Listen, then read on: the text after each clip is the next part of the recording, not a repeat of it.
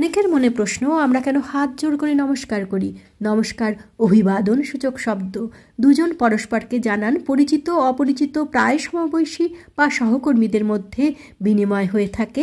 এই ভঙ্গিটিকে অঞ্জলি মুদ্রা বলা হয়, যা বৈদিক যুগ থেকেই প্রচলিত। থাইল্যান্ড, তিব্বত, জাপান অর্থাৎ অন্যান্য সংস্কৃতিতেও এর অনুরূপ রীতি রয়েছে। এর মাধ্যমে মানুষ তার অহংকার ত্যাগ করে এবং নিজেকে বিনম্র করে তোলে।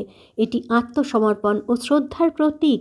বাম হাতের সঙ্গে ডান হাতের জোড়া, অর্থাৎ দুইটি বিপরীত শক্তি এক হয়। বাম হাতে চন্দ্র মন শান্তি, ডান হাতে সূর্য কর্ম শক্তি। এই সময় হাত সাধারণত বুকে রাখা হয়।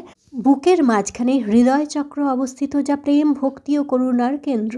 প্রণাম করার মাধ্যমে এই চক্র সক্রিয় হয়। মনুস্মৃতি বলছে, যিনি নিয়মিত প্রণাম করেন ও বয়োজ্যেষ্ঠদের সেবা করেন, তার আয়ু, জ্ঞান, খ্যাতি এবং শক্তি বৃদ্ধি হয়। বৈজ্ঞানিক দৃষ্টিতে দেখতে গেলে দুই হাতের আঙুল এবং তালু একত্র করলে আঙুলের ডগায় চাপ পড়ে। আঙুলের নার্ভ এন্ডিং সরাসরি চোখ, কান, মস্তিষ্ক সহ বিভিন্ন অঙ্গের সাথে সংযুক্ত।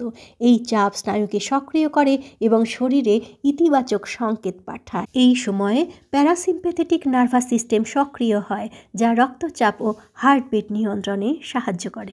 সর্বোপরি করমর্দন বা আলিঙ্গনের তুলনায় নমস্কারে শারীরিক সংস্পর্শ কম হয়, ফলে ভাইরাস বা ব্যাকটেরিয়ার সংক্রমণের সংখ্যা কম থাকে। আসুন আমরা স্বাস্থ্য ও সামাজিক শিষ্টাচারের দিক থেকে আরও বেশি নিরাপদ ও কার্যকর পদ্ধতিটি গ্রহণ করি। নমস্কার।